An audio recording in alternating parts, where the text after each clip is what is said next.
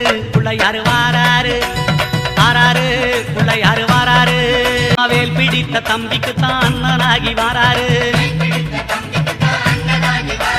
வெற்றி காணும் துதிக்கையினை தூக்கி கொண்டு வாராரு வெள்ளையான உள்ளங்களில் வீட்டிருக்க வாராரு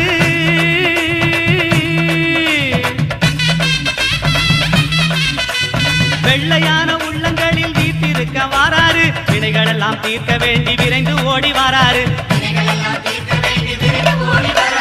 வாராரு புள்ளையாரு வாராரு வாராரு புள்ளையாரு வாராரு